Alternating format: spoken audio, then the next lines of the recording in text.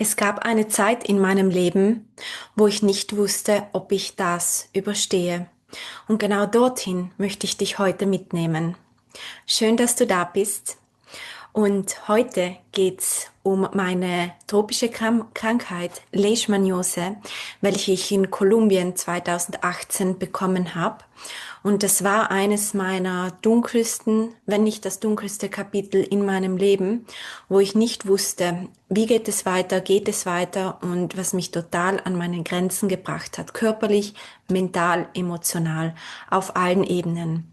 Und heute möchte ich mit dir das teilen, dir einen Einblick geben, wie das alles für mich war, was da genau passiert ist und aber auch Einblick in die Heilung geben und wie ich schlussendlich durch ganzheitliches Heilen heil geworden bin und dir da gleichzeitig auch Hoffnung und Inspiration mit auf deinem Weg geben, wenn du dich in einer ähnlichen Situation befindest. Ich hoffe, du hast es dir gemütlich gemacht, denn ich glaube, wir verbringen hier etwas länger Zeit, genau, weil es einfach sehr viel zu erzählen gibt. All das begann, wie schon gesagt, 2018 auf meiner Reise durch Südamerika, damals mit meinem Ex-Partner. Und das war eine sechsmonatige Reise. Und wie wir in Kolumbien angekommen sind, nach ein paar Tagen, ging es für uns in eine Wüste. Und diese Wüste war voller Sandfliegen. Und wir haben uns nichts weiter dabei gedacht. Ähm, und nach einigen Tagen, ja, wir waren zerstochen. Es war sehr unangenehm. Und nach einigen Tagen meinte mein Ex-Partner, ich habe hier am Oberarm, also ganz versteckt, eine raue Stelle. Es ist so eine harte, dunkle Stelle. Und ich habe das anfangs verdrängt. Ich habe gemeint, nein, das ist nichts. Was soll das schon sein? Und dann aber meinte er, dass 2 Tage drauf, dass das wie größer geworden ist. Und ich wollte das nicht wahrhaben. Und habe dann aber gemerkt, wie sich das langsam wirklich ausgedehnt hat und wie dann auch Schmerzen kamen, als ich ins Meer gegangen bin. Und es schien so, als hätte sich das entzündet. Und ich bin dann in die Apotheke gegangen. Dort wurde mir dann gleich Antibiotika wollte man mir geben und ich habe dann abgelehnt, weil die selbst nicht wussten, was es war und habe dann einen Arzt aufgesucht. Dieser Arzt meinte dann, das sei überhaupt nichts und ich sollte einfach diese Antibiotika nehmen und dann wäre alles geregelt. Und schon da habe ich mir gedacht, es ist nichts, aber ich sollte Antibiotika nehmen, habe mich da nicht ausgekannt, war orientierungslos, natürlich in einem fremden Land. Zum Glück habe ich die Sprache gekonnt und habe mich verständigen können, aber ich war total verunsichert und zugleich hat es mir auch Angst gemacht. Also ja, auf einer Seite wollte ich die Medikamente nehmen, weil ich einfach Hilfe, also sofort was tun musste. Und auf der anderen Seite hatte ich einfach Angst, was wenn das der falsche Schritt ist. Also mir war total unwohl bei der Sache. Und endlich dann in Panama angekommen, habe ich meine Diagnose bei einer Hautärztin bekommen und die hat dann gesagt, das ist Leishmaniose. Das ist eine tropische Krankheit, vor allem in den lateinamerikanischen Ländern sehr verbreitet, sehr gängig, etwas auch total Alltägliches. Und praktisch, was da passiert, ist eine Mücke oder eine Sandfliege überträgt den Parasiten von einem Tier, normalerweise Hund, aber ja, kann auch ein anderes Tier sein. Und das wird dann übertragen. Und wenn das nicht behandelt wird, dann kann sich das über den ganzen Körper ausdehnen, also praktisch eine Wunde. In meinem Fall hat sich das dann tiefer wie in den Körper reingefressen, ist dann tiefer geworden und hat sich immer weiter gedehnt. Und das würde sich dann auf den ganzen Körper ausbreiten, wenn man nichts dagegen macht. Und es kann eben auch die Organe dann betreffen. Auf jeden Fall habe ich dann, wie ich die Diagnose in Panama bekommen habe, einige Wochen drauf mit der eigentlichen Therapie begonnen. Und auch da sind mir schon die Haare zu Berge gestanden, denn das hieß jeden zweiten Tag eine intravenöse Spritze. Und jedes Mal hatte ich riesige Angst. Jedes Mal auf der Reise haben wir ein Zentrum aufgesucht, wo ich das machen konnte. Das heißt, die Reise war nicht mehr entspannt. Natürlich haben wir uns auch überlegt, sollen wir zurück nach Italien gehen. Aber dann irgendwo habe ich mir gedacht, nun gut, wir sind hier vor Ort. Vielleicht ist das nicht ganz so falsch. Und das war auch gut, das vor Ort zu machen. Dennoch, wie ich dann in Italien zurückgekommen bin, fehlten mir noch 2 oder 3 Wochen von dieser Therapie und die habe ich dann in Italien abgeschlossen. Und wie ich dann aber zu meiner Ärztin gegangen bin, war sie schon voller Bedenken und Sorgen und natürlich habe ich mir gedacht, irgendwo bekomme ich, also dass mir eher die Sorgen genommen aber das wurde intensiviert, vor allem als dann die scheinbare Fachärztin das wie ein Lexikon aufgeschlagen hat vor mir, um mal zu sehen, was ist das? Von welcher Krankheit sprechen wir hier? Und da wurde mir ganz anders zumute. Ich spürte, wie so der Boden unter meine Füße weg gezogen wurde. Und ich habe mich total alleine gefühlt, einfach ängstlich, verunsichert. Was mache ich? Bin ich auf dem richtigen Weg? Kann mir da wer helfen? Ähm, weil irgendwo schien diese Wunde hier am Arm sich zu verkleinern, aber sehr, sehr langsam. Und dann irgendwo kamen wieder die Zweifel, bin ich auf dem richtigen Weg, mache ich das Richtige? Was, wenn das nicht heilt, ja? Kamen alle möglichen Stimmen einfach hoch. Und nun gut, diese 6 Wochen von Therapie abgeschlossen, war es wie gesagt noch nicht ganz geheilt, aber ich war voller Hoffnung und habe mir gedacht, nun gut, vielleicht braucht es noch ein bisschen Zeit. Wir werden weiterhin den Arm einfach verbinden. Habe dann von außen auch Cremen raufgegeben und ja, wir haben es dann weiterhin verbunden und nach fast einem Jahr habe ich mir gedacht, das kann doch nicht wahr sein, weil irgendwo war die Wunde noch nicht ganz geschlossen. Und die Ärztin meinte zwar, ja, das ist verheilt, aber mir schien das einfach nicht heil. Und natürlich konnte ich auch in der Zeit nicht an Urlaub denken, nicht an Schwimmen denken. Auch beim Duschen, das war immer total unangenehm. Also ich war wirklich eingeschränkt und spürte da auch Bewegung im Arm, als würde da wieder irgendwas wachsen. Und das natürlich hat mich dann total, also schlaflose Nächte habe ich wieder verbracht. Was tue ich? Gehe ich wieder hin? Ich hatte eben schon diese Abneigung, wieder, also abhängig von diesem System zu sein, wobei ich doch wie eine Sofortlösung brauchte. Und so war ich einfach in mir gespalten, auch was tue ich. Bin dann aber dann nochmal hin und wurde dann in das Tropische Institut hingeschickt, eines der besten Europas scheinbar. Und habe mir gedacht und war dann doch voller Hoffnung und habe mir gedacht, ich mache diese Kur jetzt, die mir empfohlen wurde, für 2 Wochen, ziehe das durch und unterstütze meinen Körper einfach bestmöglich, wie ich kann. War in dieser Zeit auch im Network Marketing und bin in Kontakt mit ganzheitlicher Entgiftung, also körperlicher Entgiftung gekommen und dachte mir, wenn ich das so den Körper unterstütze, dann schaffe ich das. Und ja, bin dann nach Verona damals runtergefahren, alleine und in dieses Krankenhaus. Und ja, irgendwo fühlte ich mich total wie ein Testobjekt, weil auch dort kamen junge Ärzte. Ich erinnere mich, wie ich dann von einem Gebäude ins andere gebracht wurde.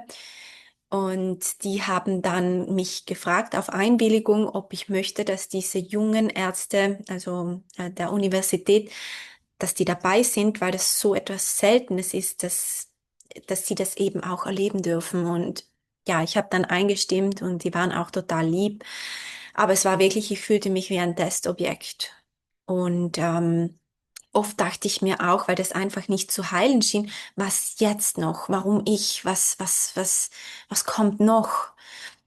Ähm, und Auf jeden Fall, ich schaue kurz auf meine Notizen, einfach weil es so viel ist.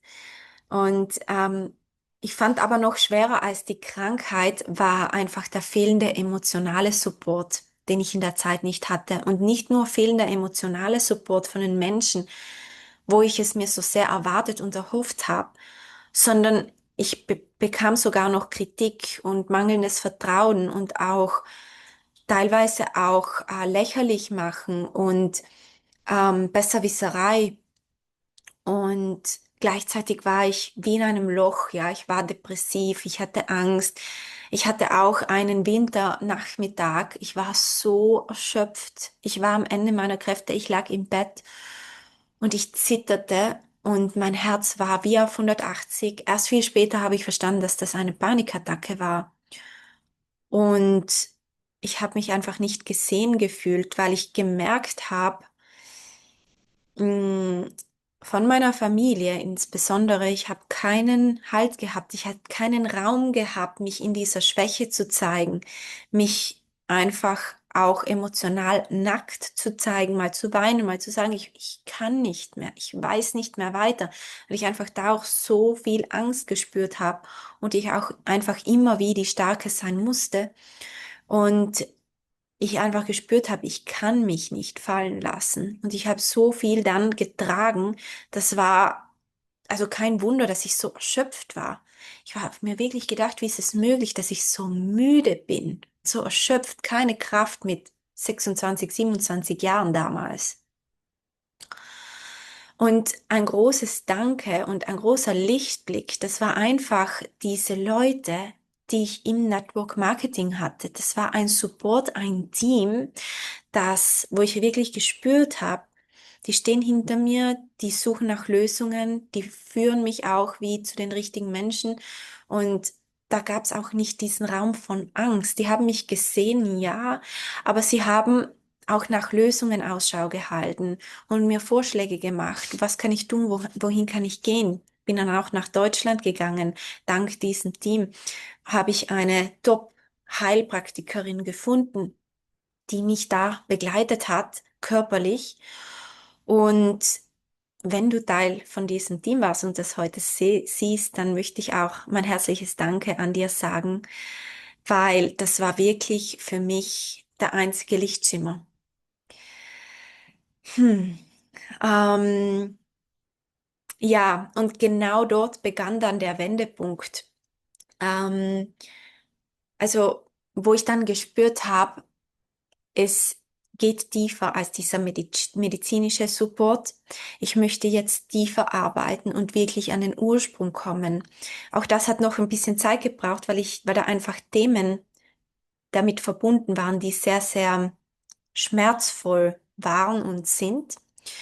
Dazu komme ich aber danach und ich habe erstmals begonnen, meinen Körper zu reinigen, meinen Körper auf körperlicher Ebene zu arbeiten. Das heißt, ich habe meinen Körper entgiftet mit hochwertigen Nahrungsergänzungsmitteln, aber auch mit meiner Ernährung bewusst geschaut, wo kaufe ich ein, was nehme ich zu mir.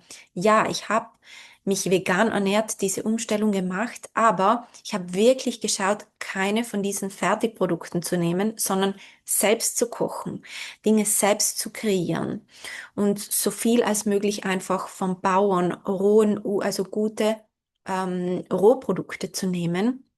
Da sehr, sehr viel Acht gegeben und habe dann auch mit Tees und Kräuter bewusste Kuren gemacht und mich da gereinigt. Bin viel in die Natur gegangen auch und habe dann auch begonnen, Yoga zu machen, mich sanft zu bewegen. Ich hatte ja auch kaum Energie und habe dann so mit meinem Körper gearbeitet.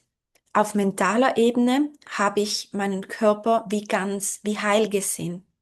Ich habe mich bewusst 15 Minuten hingesessen und habe gesehen, wie spürt sich, also gefühlt und gesehen, wie sieht mein Körper aus, wie geht es mir, was fühle ich, wenn ich geheilt bin. Und dann auch dem Universum klare Anweisungen gegeben. Universum, zeig mir, wie es ist, in einem gesunden Körper zu leben. Hol mich da raus und gib mir mein Leben zurück. das habe ich täglich. Ich habe täglich mit dem Universum gesprochen, mit dem Hören gesprochen. Ich wusste selbst damals noch nicht so wirklich, ja, Universum. Ähm, und habe da einfach Anweisungen gegeben und da einfach den Dialog aufgebaut und täglich auch Dankbarkeit empfunden. Also nicht nur gesagt, ich bin dankbar für die Sonne, für den Moment in der Natur, für das ich hier sein darf. Das war ganz oft dass ich einen neuen Tag erleben darf. Da habe ich sehr oft Danke gegeben. Weil das war für mich nicht selbstverständlich. Es war wirklich so, ich habe mir echt gedacht, gibt's noch einen Morgen?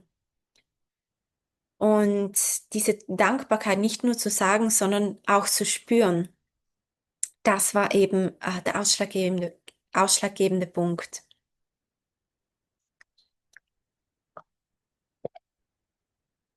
Und auf Seelenebene, auf emotionaler Ebene habe ich mich dann gefragt, warum passiert mir das? Was steckt da dahinter? Ich hatte schon dieses Verständnis von ganzheitlich sein, dass wenn uns etwas widerfährt und wenn unser Körper durch etwas geht, dass das nicht nur mit dem Körper zu tun hat, sondern dass das Leben mir in dem Moment etwas zeigen möchte, dass die Ursache, die Wurzel tiefer ist. Und ich habe mich dann darauf gemacht zu verstehen, was steckt da dahinter. Erst Schritt für Schritt habe ich verstanden, okay, ich darf Grenzen setzen, ich darf schauen, mit wem möchte ich meine Zeit verbringen, was ist okay, was nicht, dass ich meine Meinung äußere. Ich habe sehr viel für mich behalten, wollte nicht auffallen und mich da einfach abzugrenzen. Wer tut mir gut? Wen erlaube ich in meinem Energiefeld? Und das dann hat natürlich mit meinem eigenen Wert zu tun gehabt. Denn mein Selbstwert war so, ich war mir gar nicht bewusst, wer ich bin. Und ich kannte mich nicht. Ich kannte meinen Wert auch nicht. Und natürlich, wenn du deinen Wert nicht kennst, dann lässt du tun und machen, was du mit dir willst. Wenn du dir nicht selbst bewusst bist, dass du wertvoll bist, dann strahlst du das auch aus und dementsprechend behandeln dich auch die Menschen und dementsprechend ist auch dein Umfeld so. Und das war eben bei mir so, dass ich ein Umfeld duldete, das mir gar nicht gut getan hat. Und ich habe dann erst später begonnen mit der inneren Kindheilung, mit Traumaarbeit und wirklich in mir zu schauen, welche Anteile sind in mir, dass das erlaubt haben, was kann ich tun und wie kann ich da fortfahren. Und da bin ich wirklich intuitiv vorgegangen. Ich war bei verschiedensten Heilpraktikerinnen und bin da immer total meiner Intuition gefolgt und habe gesehen, wenn ich gespürt habe, da ist Resonanz, dann habe ich mir eine Sitzung gebucht, bin dorthin gegangen. Wir haben mit dem Körper gearbeitet, mit Meditation, mit inneren Themen, Gespräch. Und das nicht nur einmal, zweimal, dreimal, regelmäßig über einen längeren Zeitraum lang. Und da auch wirklich mir die Hilfe geholt und mir gesagt, ich muss nicht alles alleine machen. Ja, ich möchte auch, dass es irgendwo, dass ich durch diesen Prozess geführt werde und dass der sich nicht ewig lang rausstreckt, weil es waren schon Jahre, wo ich in dieser ganzen Heilung drinnen war. Und ich habe mir dann Schritt für Schritt mein Leben zurückgeholt. Also wie es mir dann mit der Gesundheit langsam wieder bergauf ging, bin ich nach Wien gezogen, weil ich einfach diesen Traum hatte, nach Wien zu ziehen und habe dann in einem Reisebüro gearbeitet, täglich was gemacht, was mir mehr gegeben hatte, wie was ich vorher gemacht habe. Und bin dann viel gereist, viel rumgekommen und habe mir wie mein eigenes Leben immer mehr und mehr aufgebaut. Und ja, dann auch mein eigenes Business gestartet, meinen eigenen Seelenweg, der durch das allem, durch diese ganzen Herausforderungen entstanden ist. Mehr dazu komme ich danach noch. Und habe dann auch einfach ganz eine andere Lebensqualität bekommen. Und ja, und mich mit mir selbst beschäftigt eben. Und ja, je mehr ich meinen eigenen Weg ging, desto mehr klarer, also desto desto klarer wurde mir auch, was diese ganze Zeit mir zeigen wollte. Weil ich mir oft gedacht habe, was ich sehr viel Unklarheit einfach hatte. Was steckt da wirklich dahinter? Was will mir das Leben zeigen? Und ich habe dann einfach gesehen, dass wir haben alle die Selbstheilungskraft in uns.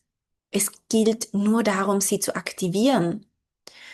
Und das darf gelernt sein. Da darf auch einfach Führung geholt werden. Weil schlussendlich, das wollte ich vorher noch teilen, und das ist mir entgangen, aber es ist mir noch wichtig zu sagen, mh, wie ich Jahre später nachdem diese Wunde wirklich geheilt ist, also äußerlich und wirklich also zugeheilt, dass die Haut auch abgeheilt ist. Ich bin nochmals ins Krankenhaus zum Röntgen und habe Checks lassen machen, weil ich immer wieder mal ein Ziehen gespürt habe. Einfach, ist alles okay? Und den Ärzten ist wortwörtlich die Kinnlade runtergefallen. Die haben gesagt, das ist ein medizinisches Wunder. Menschen mit dieser Krankheit, vor allem weil es verschiedene Arten gibt, Arten, die tödlich enden können, die sind sind teilweise, also können gar nicht in so einem Zustand, in so einem heilen Zustand da sein. Und das war eine Riesenbestätigung für mich. Und das war wirklich wunderschön. Mir kommt immer noch die Gänsehaut, wenn ich daran denke. Und diese Zeit hat mir auch einfach gezeigt, dass ich sehr wohl mir selbst vertrauen kann, meiner Intuition vertrauen kann.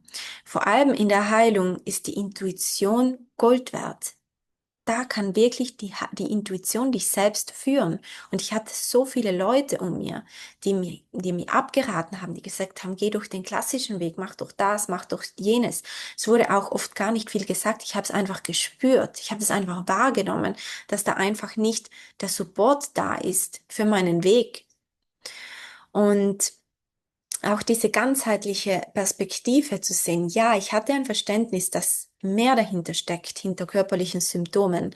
Aber mein eigenes Beispiel hat mir tatsächlich diese Perspektive eröffnet, da wirklich reinzugehen und da auch einfach Offenheit und Neugierde mitzubringen, was alles möglich ist, wenn wir tiefer gehen, wenn wir wirklich auch den Mut haben, ja, in uns zu schauen und zu schauen, was stecken da auch für Glaubensmuster dahinter, woher kommt das?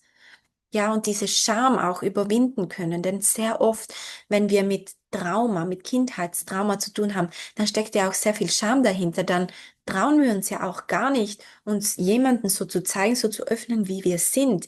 Dann trauen wir uns auch gar nicht, unsere Schatten zu zeigen, weil dann werden wir ja verurteilt, wie wir es aus der Kindheit kennen. So denken wir das zumindest. Und aus diesem ganzen Schmerz ist eben sehr viel Schönes entstanden. Und das möchte ich dir auch mitgeben, dass aus jeder dunklen Zeit kann sehr Schönes entstehen, auch wenn das jetzt nicht so scheinen mag. Mm, Und ganz etwas Wichtiges, was ich für mich mitnehme und was ich dir auf jeden Fall mitgeben möchte, ist, dass desto mehr du Dinge verdrängst, desto stärker kommen sie. Schon in meiner Jugend wusste ich, dass da Themen sind, die angeschaut werden dürfen, dass da etwas ist, was nicht so ganz in Harmonie ist. Ich konnte es noch nicht ganz benennen, aber ich wusste nur, dass es mit Schmerz verbunden war und ich habe das immer weggeschoben, bin dann von einer Party zur anderen, habe alles Mögliche gemacht, habe viel gearbeitet und mich einfach abgelenkt. Und auch später noch habe ich immer wie von mir abgelenkt und nicht reinschauen wollen, weil einfach sehr viel Scham da war. Aber es wird immer schlimmer und in meinem Fall wurde es dann eben auch körperlich. Bis so weit, wo ich nicht mehr wusste, ob es weitergeht. Aber schlussendlich, diese Erfahrung hat mich zur Frau gemacht, die ich heute bin. Und genau deshalb begleite ich Frauen auf ihrem Weg zu ganzheitlicher Heilung, Transformation und zurück in ihre Kraft. Und wenn dich das abholt und dich das ruft, dann stehe ich dir gerne zur Seite auf diesem Weg für mehr innere Kraft, für Heilung, für Ganzwerdung. Und ich biete persönliche 1:1 Mentoring-Programme an, wo wir ganz individuell an deinen Themen in deinem Tempo arbeiten. Du findest mehr dazu auf meiner Homepage. Alle Infos findest du darunter. Und wenn du mehr von mir hören möchtest, Dinge, die ich sonst nirgendwo teile, dann hol dir meine Gratis-Meditation auf meiner Webseite. Dann bekommst du die wöchentlichen Impulse für mehr Wohlbefinden. Und ich sag danke, dass du bis jetzt mit mir hier warst. Und wir sehen uns beim nächsten Mal. Bis dann.